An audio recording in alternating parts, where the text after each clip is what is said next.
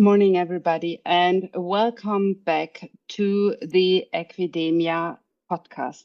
Science and Soulfulness for Equestrians is our motto, our passion. And today we are having Andrew McLean on the podcast, and I'm very excited to welcome him here. Andrew is a fantastic scientist, but also a very experienced rider and trainer, and has been contributing to the development of science-based equestrian training very, very much. And I would say that the training as we know it nowadays, or the training theories that we are using nowadays for a big part, are your contribution. I'm very glad to have you here today, and thank you for your time. Good morning, Andrew McLean. Yes, thank you very much. It's a real pleasure to be here. You have started your career with equestrianism, or did you start with your scientific career? What was your entrance to the horse world? Well, I started with both, really, because I came from what we call here a horse background. My parents, in fact, my grandfather in Queensland was a show jump rider early on in the 1900s, and my father and mother both rode horses, and my mother was a well-known trainer, and so I really grew into it with my three brothers. So horses were part of our lives, and then we moved to King Island, which is a little windswept island in the middle of Bass Strait, which is between Australia and Tasmania, and there it was much less regimented sort of riding. We would just chase kangaroos and had a lot of fun on horses. It was very wild, and we collected. I was interested in all animals, and it was really King Island that gave me the very strong passion for zoology. And so when I would ride horses after school, I would go down to the lagoons, which is like small lakes, and collect snakes and birds' eggs and raise the birds and things like that. I had a pet seal. It was a really great existence. But that's really what gave me that passion. And so I did zoology at university. And then I was fortunate enough to get a job at the university almost straight away, teaching zoology and biology and a few other related subjects like genetics. And so I did that as well as train horses. And at that time I was now competing in eventing, or show jumping and eventing, military, I think it's called in Europe sometimes.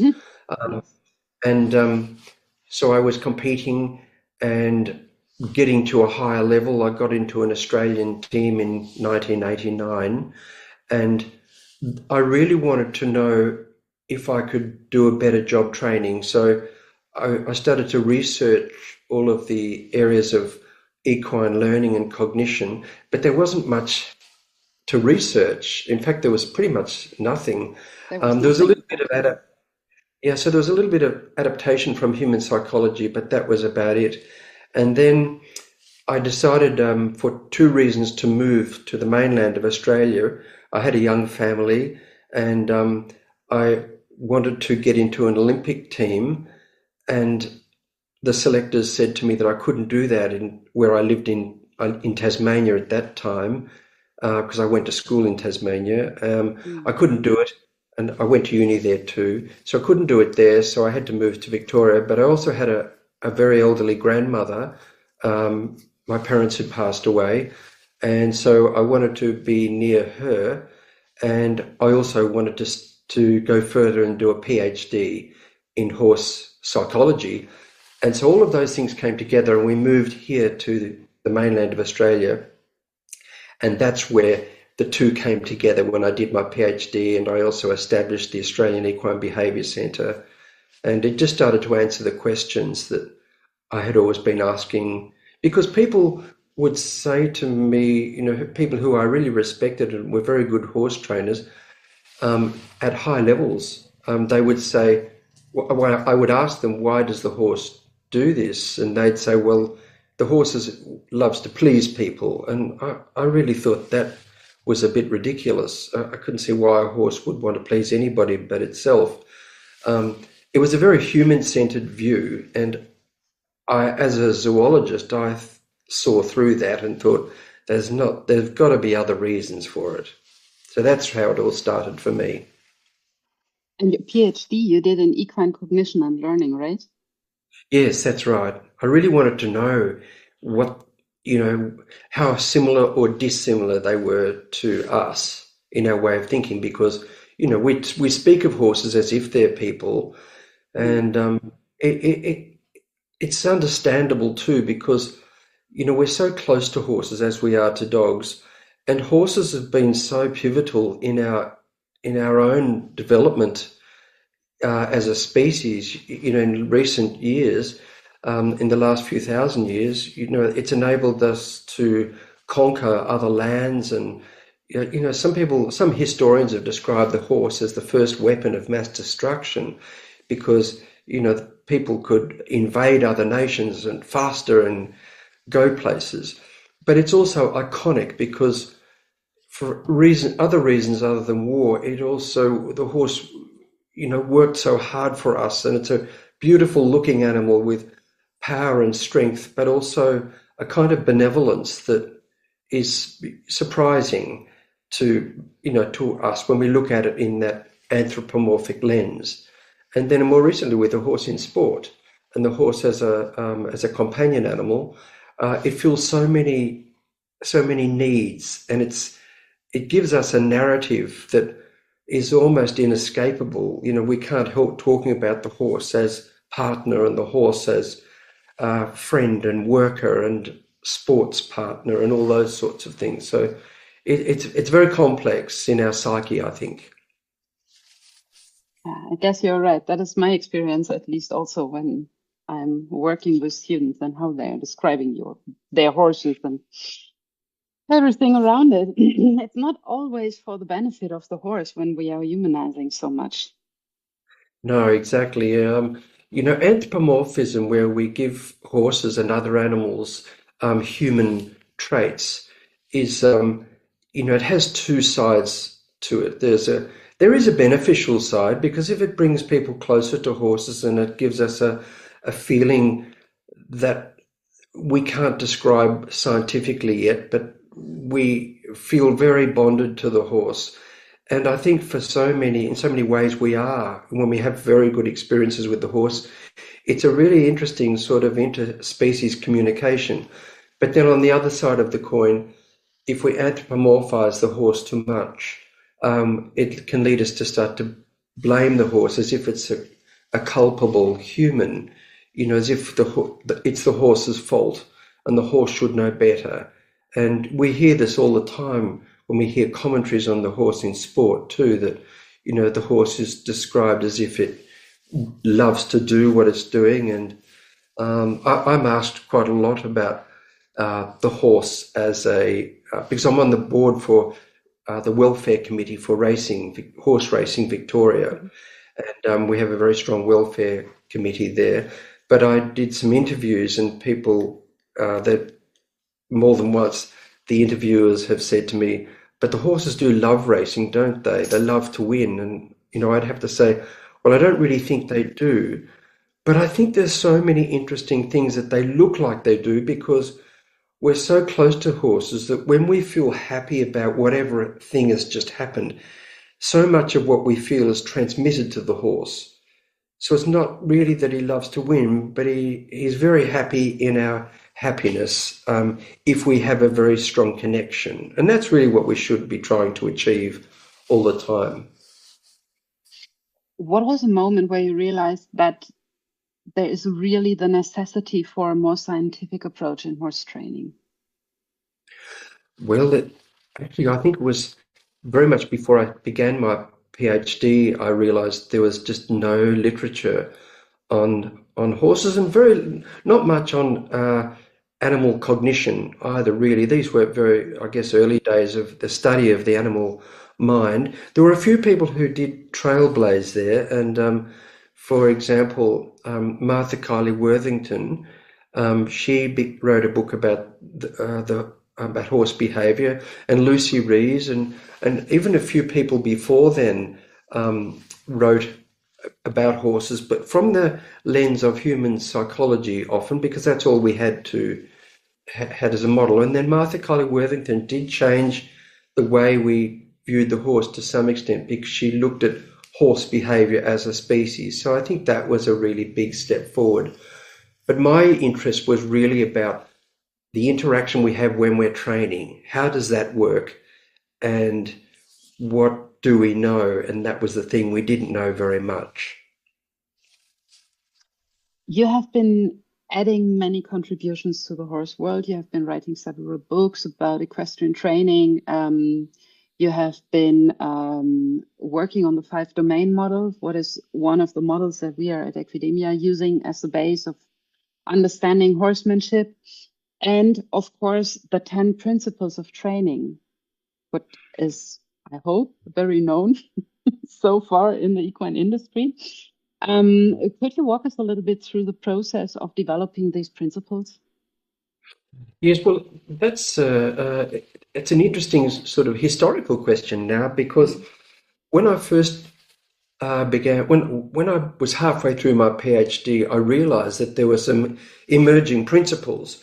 Excuse me, and so I wrote a book before I actually finished my PhD called Horse Training the McLean Way. And that was the last time I ever wanted to have my name attached to it, because I didn't, once I'd published it, I felt I didn't want it to be about me. I wanted it to be about the horse and something we could build on as with ideas as we get to know more.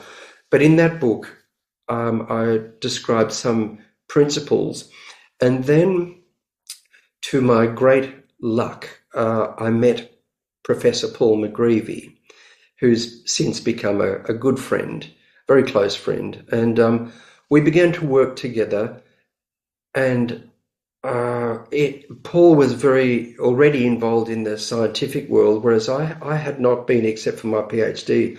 So Paul really helped me get through all of this, and we did a lot of work together. I co-wrote a chapter for his book, Equine Behaviour, and then we wrote books and we wrote papers together. And one of the papers was called The Roles of Learning Theory and Equitation. And in that book, we distilled those principles, and I think we still had 8, but they were, it was a big improvement on the earlier ones that I had done. And then we presented these to the International Society for Equitation Science, which pretty much began in 2005, that institution. And through the help of the people on council, because we had a big council of up to 13 scientists in a few years' time, by the time it was about 2010, and they very much helped us. People like Professor Janne Christensen, who's an extraordinary scientist at the University of Aarhus in Denmark, and she was a great help there, and so were many others throughout many countries. And we distilled these principles further and finally came up with 10. And then each year at the conference, I would present these principles, because it's a very good introduction for people who are not familiar with learning and welfare, but who are interested in horses, who come to these conferences. It's a very good introduction for them to hear about these principles. So, and at the conference in France, I forget when that was, 2013, 12 or something like that.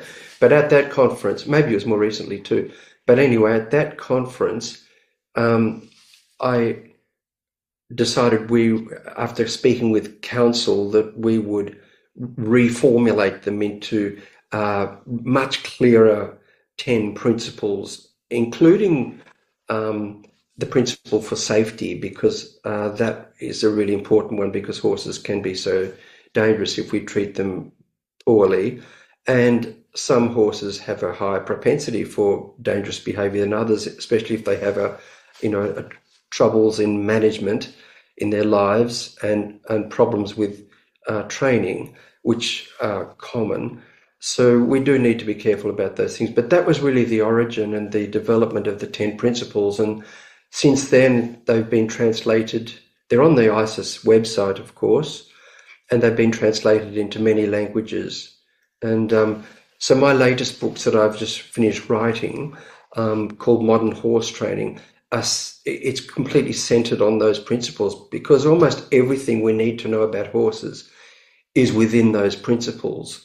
So that's how I've written it. So there are 2 volumes, and the first volume is the theory, and the second volume is putting it into practice. And so the 10 principles have been really, for me, profound. And I came to realize quite a long time ago that in medicine, we have first principles. And for diagnostic purposes, you need first principles to understand what you see before you as a diagnostician, as a veterinarian, as a doctor, and as a behaviorist.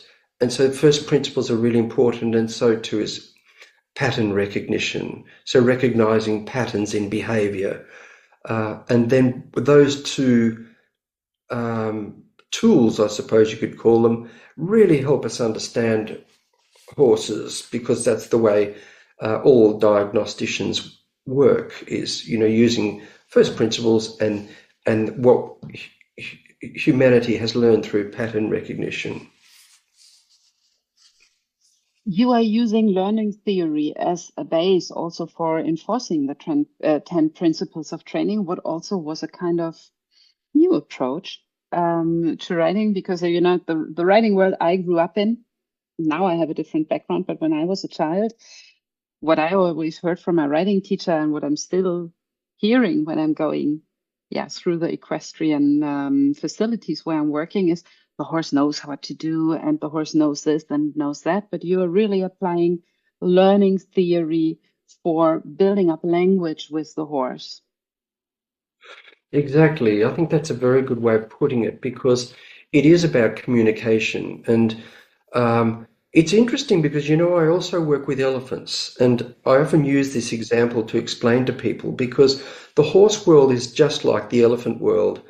The elephants, people train elephants, and they, in some countries they ride them, and they're useful in India, for example, they're used for tracking down poachers who are trying to kill rhinos and tigers, etc. Wow. So riding elephants in the forest there's no better way to get through the forest in a quiet kind of way. But when I was doing my first workshops in Southeast Asia, the background behind elephant training is largely Buddhist and Hindu, and so they would, particularly Hindu, and they would say to me, well, of course the elephant knows what to do. You only have to teach him. You only have to make him do it. And I'd say, no, I don't think he does know what to do. I think you have to teach him. But they'd say, no, the god Ganesh gave us the elephant to serve us, and all you have to do is make him submissive to do it. And suddenly, when I heard those words, I realized all that I've been hearing about horses, because the assumptions are the same. The horse knows how to do it. And that's why people focused on submission, because if you make him submissive, then he'll do it. And then, of course, if he doesn't do it, it's because he's not submissive. So, my life has been so fortunate, because, by sheer accident, I seem to have, that's how I got into the elephant training world. It was accidental, but it's been really fortuitous and important, because it really helped me understand horses through a different lens, and to understand the background, because the elephant is just as iconic in Southeast Asia as the horse is to Western Europe and Eastern Europe. The Eastern Europe, particularly Chinese and those parts of Eurasia. I shouldn't say Europe, I should say Eurasia. So yes, there were big similarities there. So I think we do need to remove that idea that we only have to let him do it, because we need to teach him, and we need to teach him with good communication, the signals. We need to recognize that and this is what much of my work and interest has been about is it's all good and well to say this is what you do when you ride horses, but are we sure that the signals we use are sufficiently different from each other for all of the different things we want? How does the rider's position fit into all of this? The posture that when we ride certain movements, and these are included in most or many horse sports, postural effects. How does he know the differences between going faster compared to longer in the stride, or slower compared to shorter, or up and down gaits? We go up to canter or down to walk or whatever. We need to be sure, and we need to be 100% sure that the signals we use are easily perceived by the horse and that they're sufficiently different. And that is a stumbling block, because I have not yet seen a method that abides by those principles perfectly. There are some that are very good, but none are sufficiently, because none began with those principles in mind. So that's, I think, the benefit of the approach that I took, which was, I guess, accidental, as I said, but is that I was looking at it from a top-down approach rather than a bottom-up approach, where we already had horses, we knew how to ride them, let's just explain it. Whereas I was saying, let's understand it from scientific principle, and that gives us a lot of insights. It also makes riding so much safer. It makes horses calmer and quieter. So, there's every benefit for horses in looking at them in a different way. Absolutely. That was what got me hooked many years ago onto the academic art of riding, because it was the only equestrian style that I met that had this clear pedagogical approach and said, okay, we need to teach the aids first. And we're doing that on the ground. And then afterwards, we are implementing it into our equestrian training. And Yes. it's a little different setup than your training principles, but in basic thing is exactly the same. And that is what I like so much, that we have this very clear equine-centered pedagogical approach before everything else. Absolutely. And in my books, these two recent books, what I've actually been explaining in the books, and I've even written it on the back cover, is that if people have different signals, that's perfectly okay. They can be superimposed upon this blueprint. But we just need to recognize all the different things that we want from the horse and ask ourselves, is it really clear what we ask of the horse? And that's important. I suppose the other thing that you mentioned that I haven't really addressed was the 5 domains model, with the welfare. And that was another part of my journey, was looking into welfare. And again, it was kind of lucky that I did land on that. I think it's been kind of really so fortunate that I came to meet Professor Mellor from New Zealand, who developed the 5 domains model, along with other people like Kat Littlewood and Nyao Beausoleil, and people like great scientists like those people. But the project was led by Professor Mellor, and 5 domains was, is a great model. It's not really about recognizing all of these different needs in the horses and weighing them up against each other. It's really about identifying all the different needs of animals, because they can be different too, depending on their affective states. There's some recent science that's just come out about that, about how affective states, how animals feel in any particular day or moment, if they feel, pessimistic or optimistic, and the kind of mood of animals. And we now recognize that animals have these elements to their world like we do. And these also affect or have some kind of effect on the basic needs. But so I was speaking to Professor Mellor and said to him, look, from my perspective, having trained elephants and horses, and to some extent dogs, I do know that you can make an animal's life worse through training, and you can also at least make its life comfortable.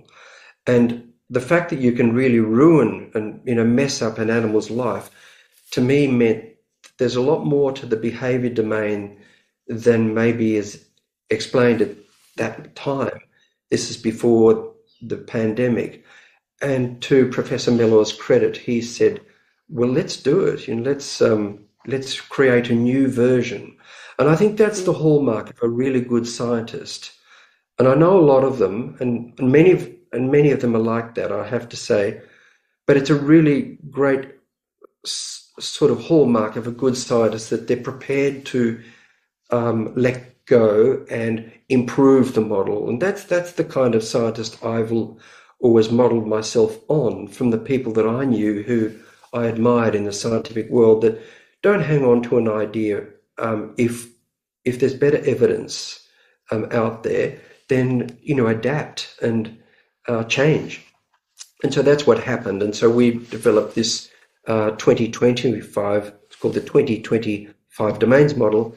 And I think, and that's been immensely successful. I think as a scientific paper, it's been downloaded now more than 100,000 times, which is, I've never had a paper or know of any other paper that's been downloaded that many times. So it's quite outstanding, and I'm really proud to have been in that team. You should be, and I hope you get many, many more downloads. We will also link it in the show notes because it's such an important model that is really adding to equine welfare very much. And I listened to one of your talks where you were talking about the memory of elephants and how you can mess up an animal's life with training, and that elephants have this long-lasting memory and are even going after humans years later when they got treated badly. It's extraordinary. And when I first heard this, I was very skeptical as to why and how they would do this if they really could, many years later. But I've been working with academics in Southeast Asia, particularly people like Vivek Menon, who is the head of the Wildlife Trust of India. He's a scientist as well as these roles with the Wildlife Trust, and he's assured me that this is so, and that there's been so many stories of elephants breaking free and running through the village to the house where the person lived who did these things to them. But see, Wow. elephants, it's really interesting, but elephants are not domestic animals. There's a wild streak in all elephants because we haven't selectively bred them like we have with horses. We've changed the morphology of horses, and we haven't altered their behavior a lot, except that we've made them very tolerant through developing what we call tameness, or really it's about habituation. And so horses habituate to so many things now, they tolerate so much. Elephants don't. And so it's easy to make an elephant angry through problems in training and welfare. So the death rate from elephants is actually much higher than it is with horses. And it's high with horses. It's the most dangerous animal in the Western world. The statistics are awful with horses, but they're even worse with elephants. Do you also see that with horses? That they have this long-lasting memory and can exactly pinpoint and say, you did that to me? It's not so obvious with horses, and so I wouldn't say that that's true, but it could be, but I don't know of it at all. I just know that with their great memory, horses have an extraordinary memory as well.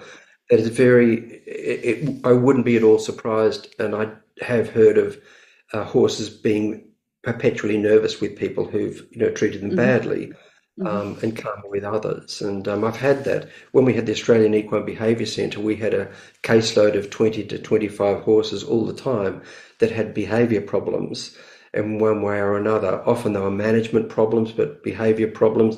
Sometimes pain. We had to try and distinguish pain from training, which even nowadays is not always easy. And but we have better models to do it now, but we didn't have so much then. So I used to give horses butazolid and phenidine to in order to get rid of any possible pain, to see if that was the cause. And sometimes it was, but sometimes it wasn't. And sometimes the horses would just hear the owners when they came to collect them, and they would be immediately nervous. So I think they have that memory, but the horse is nowhere near as aggressive an animal as an elephant when things go wrong. Mm. Yeah. Oh, one more question to the principles of training. One of my friends here on the farm is in your ISIS course, and she's also a great scientist herself in the field of neuropsychology and biology. And we are having these ongoing discussions about how to teach things best. Good, that's What is wonderful. really, what is lovely, right? I love that, because you're getting a little bit home blind otherwise if you don't have other people to discuss with.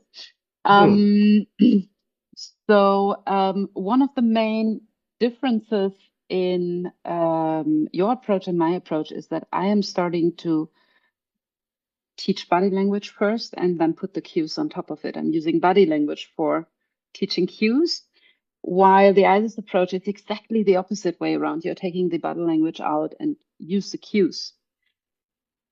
Self-standing, basically. Why have you decided for that way? There's a pretty Um, good reason for it, I'm sure. yeah, there is, because the cues that we teach, there are many of them, but if we separate them into two groups, we have cues that Mhm. they learn by classical conditioning, and that includes body language. And then we have other, we don't call them so much cues, I suppose, but they're aids Mhm. that we use, for example, using the reins with the bit through the mouth and our legs on the horse's body. Um, and those work on pressure. They're basically Pressure learned by release. negative reinforcement, yeah, through the Yes. removal of pressure. And reinforcement contingencies are really foundational to animal learning, in that you can build cues on. You can do it the other way around, because you can also go, you can, there are so many ways of doing things, because classical conditioning is really interesting. That was the Pavlovian thing, where Mhm. the scientist rang the bell, and just before he gave the meat to the dog with Yeah. the meat powder, and the dog salivated, and very soon he rang the bell. And that contingency of those things, where ringing the bell, um, salivating, and getting the food, um, is a major part of classical conditioning. But there's also ways in classical conditioning, where you can have a big gap. You can have ringing the bell and then a gap, and Mm. and that's delayed conditioning and trace conditioning. Mhm. You can also have compound conditioning, where you can do it at the same time, which I think that's how horses learn body posture when you're riding.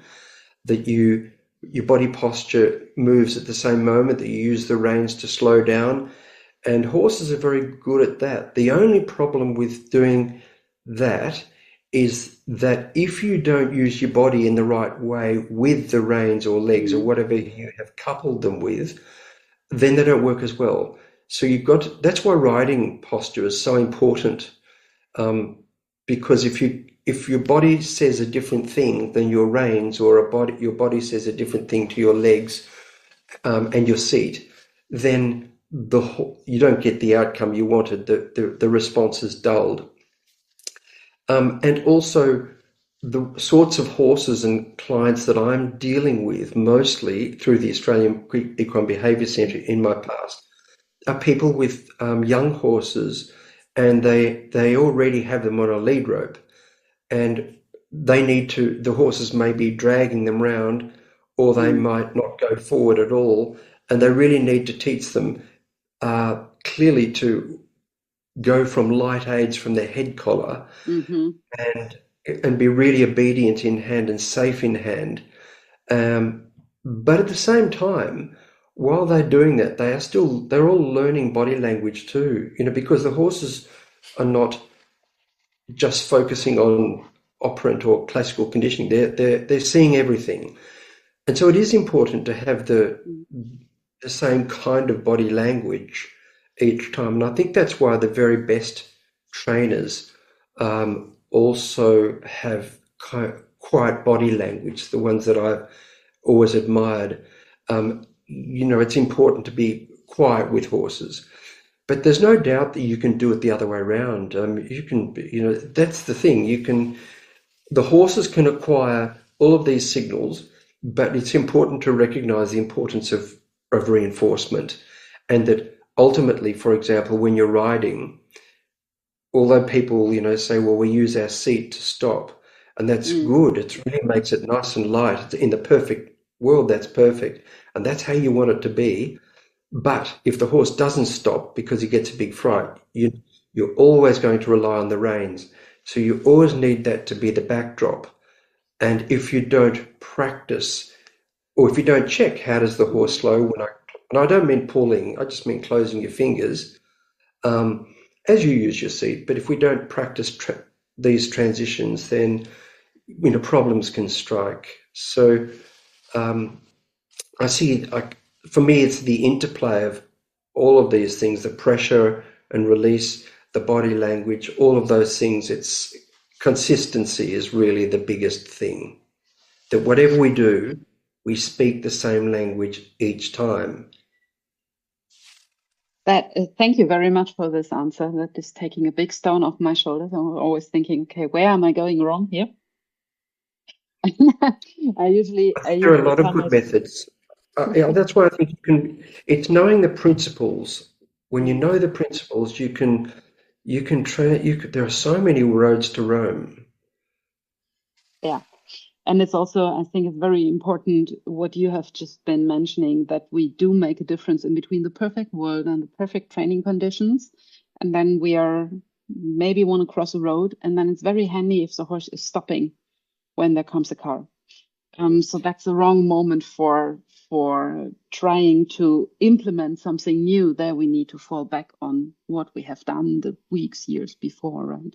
Exactly. And I think the other thing too that's really important, especially now, because social license is really under heavy threat, and we need to maintain, if we still love to own horses or ride them and be with them, then these principles are so vital, because they bring us closer together. Because the more I've understood about horses, the more I've understood about training methods that also work. When I was young, I was very much biased towards one particular training style and critical of others. And that's not a very nice place to be, because, there's a lot of stress that goes with that kind of thinking. But now I'm really interested in other ways of doing things. And I see that there are so many methods, but many of the methods are too critical of other methods. And if they only realize that we all rely on the same principles, it's to me like language. We may all speak different languages, but the principles of human communication are essentially the same. And we're essentially the same human beings underneath it. That's really, really nice. I also think that a riding style should not become a religion. It should become something that we like to do with horses. Yeah. One of the reasons why I'm really grateful of having you here is because I wanted to talk to you about dominance theory. Something I've been wondering about a very long time. I have a background in dog training, and I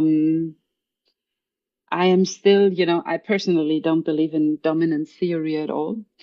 But listening to one of your talks, it was the first time that somebody could explain dominance theory and why it evolved and why it is also, not relevant for us in equine training. Exactly, yes.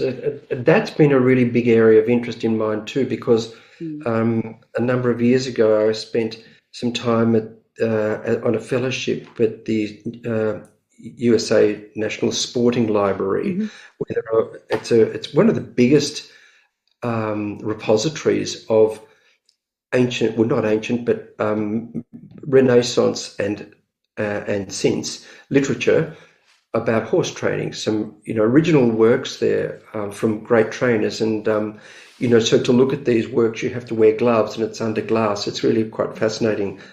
But I wanted to explore those elements of dominance as well as other things.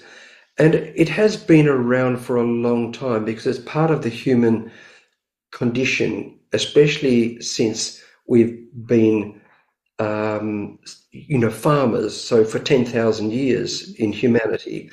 And so in order to keep our crops, and when we grew crops around the Fertile Crescent and around the Mediterranean 10,000 years ago, people would steal our crops, and we would steal other people's crops. And so people started to have to protect them. And so then people needed to arrange military institutions. And, so we had wars, and we still have wars. And it's essentially the same kind of motivations. And so the best way, well, not the best way, but the most effective way to make an army is to go beyond the language and go to religion, because many more people can believe in the same God. And so all of these things are institutions that are really based on dominance, in the sense that, you have, and we have it in the school, we have it in business, we have it everywhere, where, you are the low worker and you can't just assume a position above you, you have to work for it. And so essentially dominance hierarchies are based on aggression, ritualized aggression, where if you do jump out of your station, you're in trouble. You're not allowed to. You can't just be the private in the army and suddenly become the major. You'll be in really big trouble if you start doing that.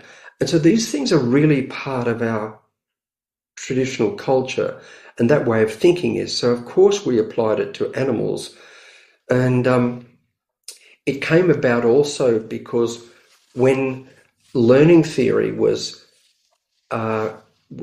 evolved, first of all, as a science in North America, it quickly became squashed and forgotten almost, because the social conservatives in America didn't like the idea of reinforcement. That, for example, Skinner and Watson, who developed learning theory very much, they would proclaim that you can teach people to become better than they are. So if you could teach a peasant to become a lawyer, basically.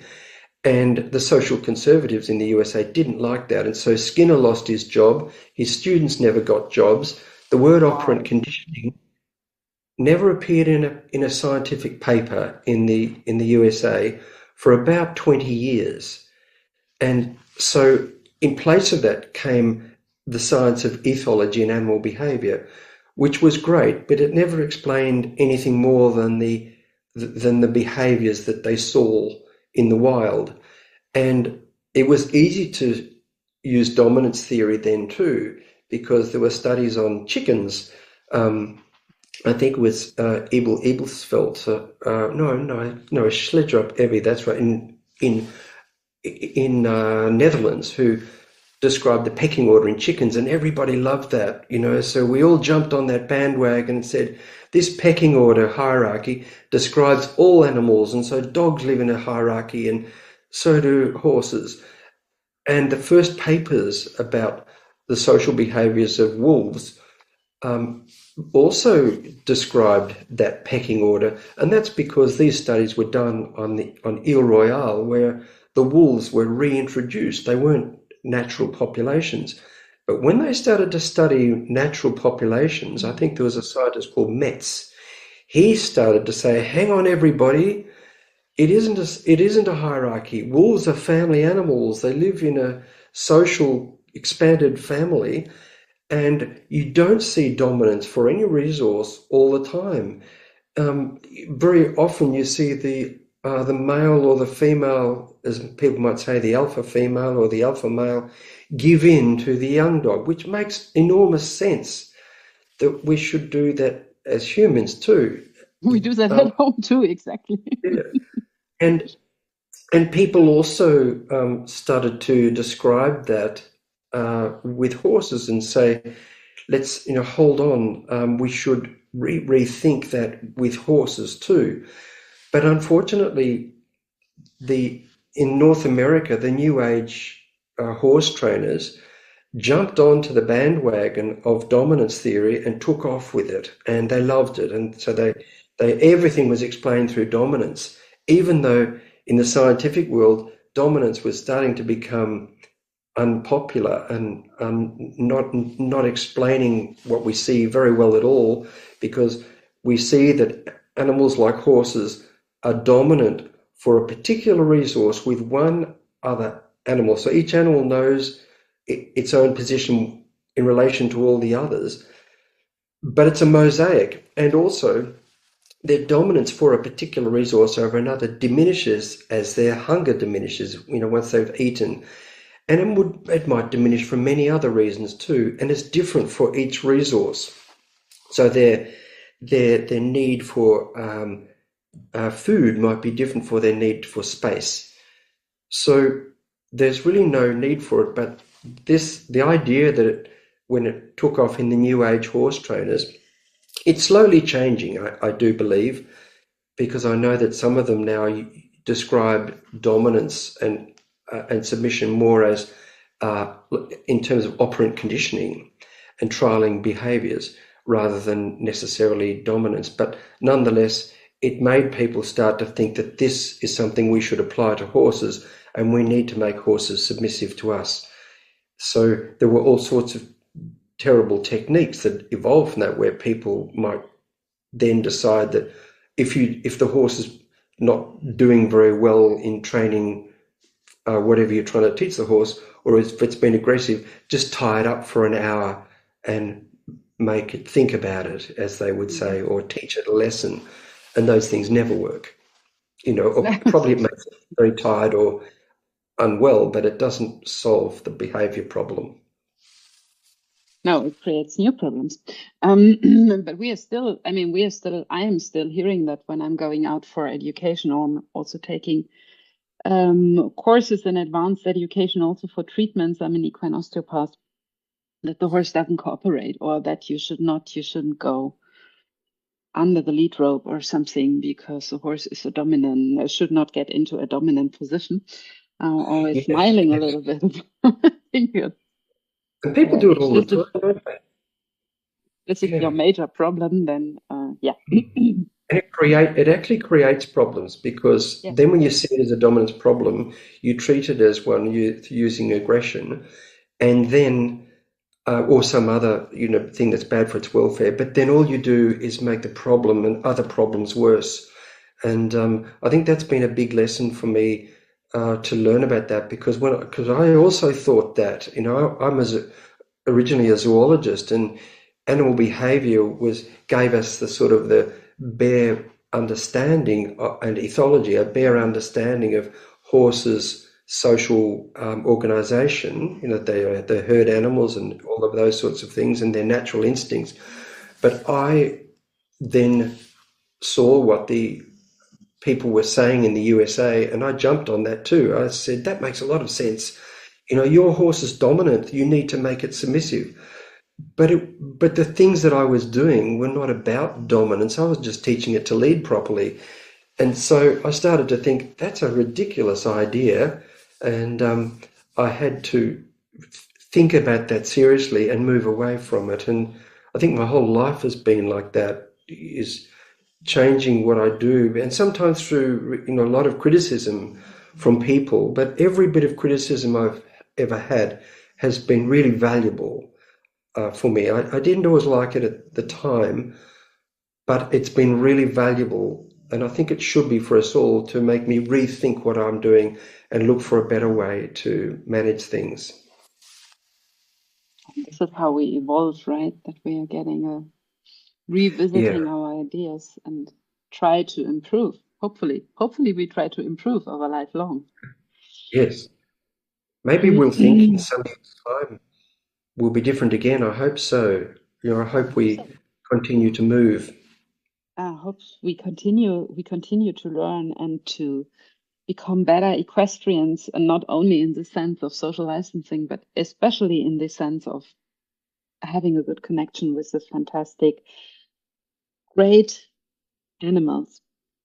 So when we can agree on that dominance theory is outdated, how can trainers and riders shift towards a better method, science-backed methods today? How can we implement that?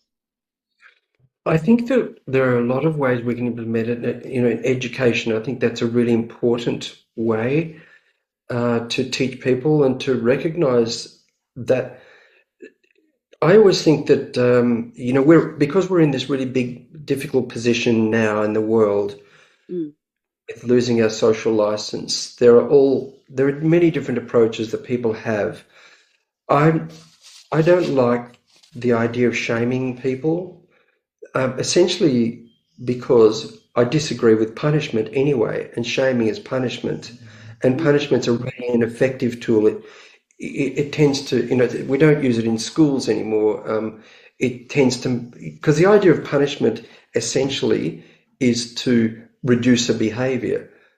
But I think if we, instead of educating people, if we shame them and we therefore punish them, if the outcome is usually not to reduce the behavior that they're doing, I think the way we do it is to be more inclusive and in our education styles and recognize the importance of peers, that people in the world of horse, especially in competition world, they have all of their connections and their friends, and they are people too. So I think the best way is to embark on a more empathic way to educate people. And it doesn't mean we can't tell them what is wrong. I think that we do need to, and I think that's really the great role of scientists, to do these studies and show, for example, we're just recent work about the nose bands. We need to recognise that nose bands are bad for horses. I'm not 100% sure that the recent work about 1.5 fingers, I'm not sure on the technology of how they developed that, that it's any better than 2 fingers. I think that I think the looser the noseband, the better, because I don't even see why we need them. If we could train a horse perfectly well, we should be able to do it with no noseband. We should be able to do it with no bit. If we're good at training, if we are doing something else, then that's a different thing. But people call themselves trainers, and I think if you do, you should be on a journey to do the greatest things with the least amount of force. So as we go through our world with these challenges in social license, I think education is the important thing, but recognizing also the science that we do know nosebands are not great. We do know that there's pressures from curb bits. We do know that tongue ties on racehorses are a really bad idea, and they just basically mask a problem that is really about the stop response. To be honest, if horses have really good, if they're perfectly light to stop and go and turn, they will never need a tongue tie in a race. But trainers don't know enough about learning theory. So in my world, that's why I became obsessed with teaching young people and became involved with Pony Club Australia, and the Pony Club board were very good in enabling myself and Dr. Portland Jones to write it, and so she was instrumental in getting that going, the alteration of the Pony Club syllabus, and from the work that I had done in my background, and it's been a really marvelous step forward.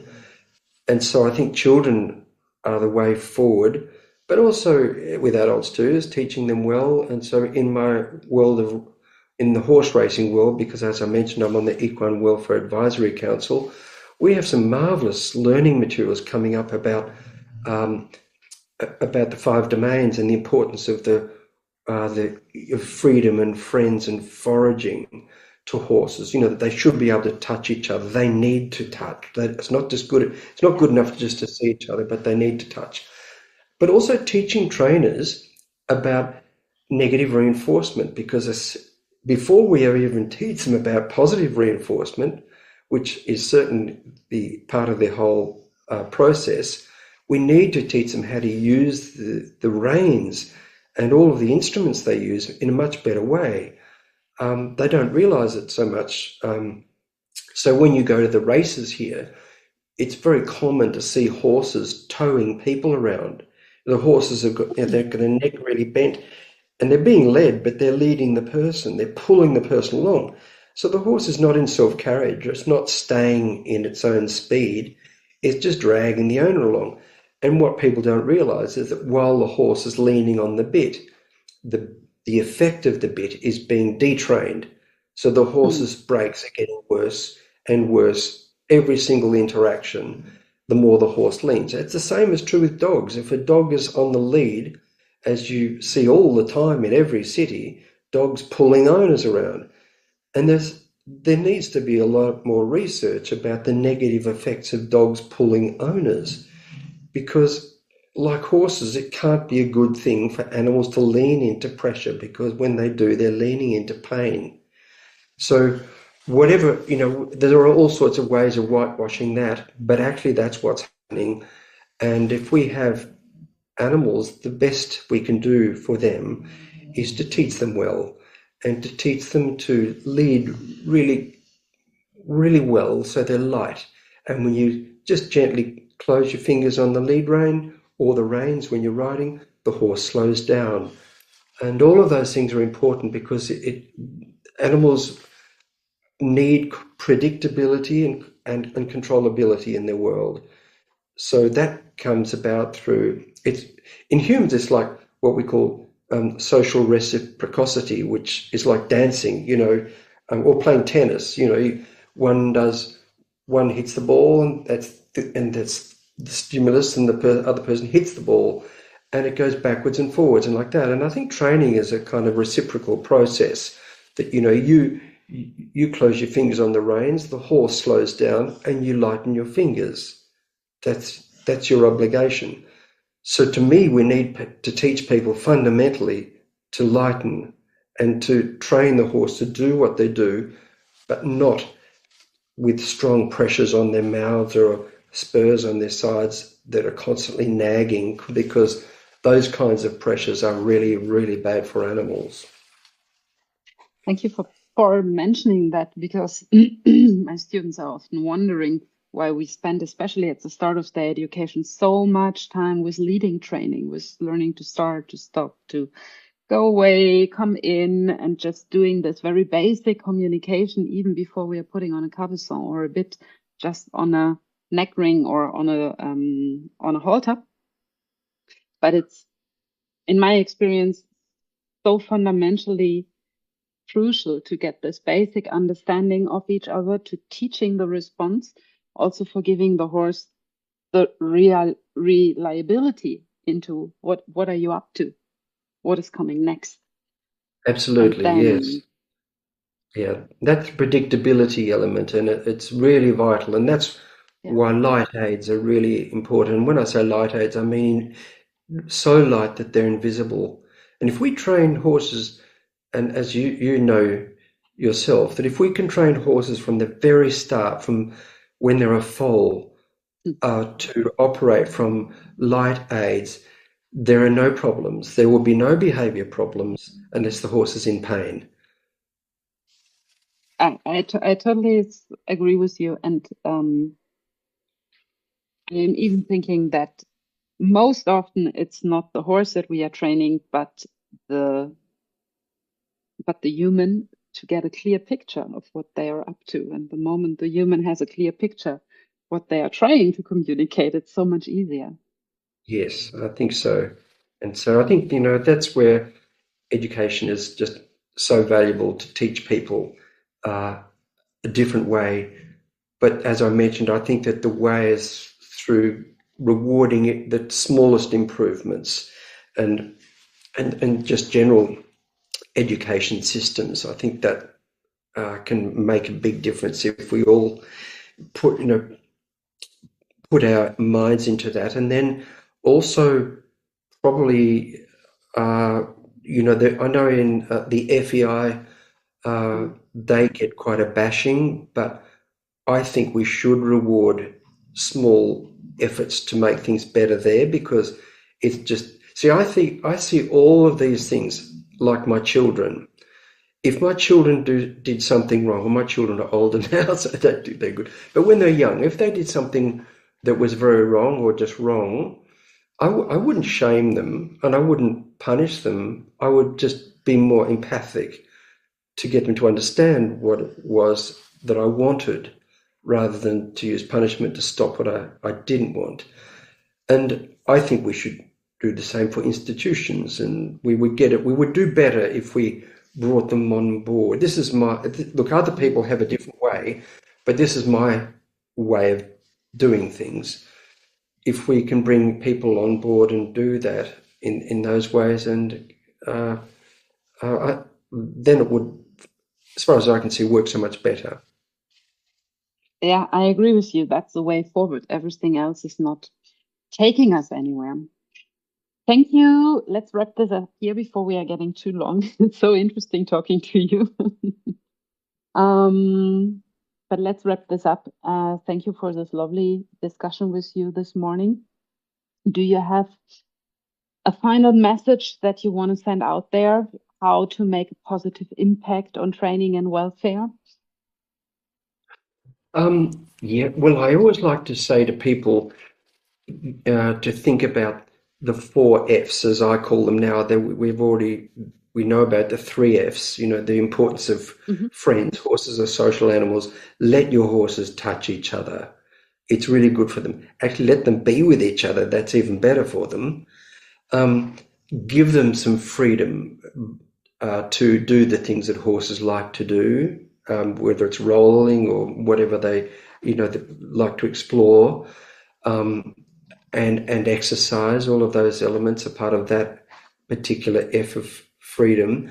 Foraging, just make sure that they always have plenty of forage, because it's not only for nutrition, it's also for their mind, because they need to be constantly fossicking. They're made to do that because they're grazer browsers, and they spend all their time in their evolution doing those things. And so we do that. And then the 4th F, I call that fortitude, because I was looking for another F in English. But fortitude means to be strong. And I think to be mentally strong is really important for horses. And to be mentally strong also requires an understanding of the 10 principles, an understanding of how we train best and how we use our pressures. I think there's no getting away from pressures in riding horses and leading them at certain points in their lives. But pressures can be gentle. We can lead a child across the road. We do need to do that, and that's a pressure. But if we start off with the horse when it's young and teach him really well, we won't need to be doing this retraining of horses. We would have much better and happier horses. So I think train them well and look after them. That's, for me, the best thing. And therefore, for people, is to explore more. I always think it's interesting that you hear people in high places say, oh, we should, education's really important. We need to educate people. But often the people that say that are the very ones who don't educate themselves. Because when it comes to learning about learning theory, they say, I'm not learning that. And they should. All training is about reinforcement. And we need to understand how reinforcement works and do it better. And that's how we train. That's how we train our children, is through reinforcement. And that's how we should train our animals. Yeah, thank you very much. I like that very much. And talk to each other instead of about each other. Exactly. Bring the world together. It's much better. Yeah. Thank you very much for this morning. I hope we will have you back one day. We will link your books and the 5-domain model and the principles of training in the show notes. And I hope that people take the time for a little bit of continued reading, because there's a lot of interesting things to discover out there. Thank you. Thank you very much. It's been a pleasure.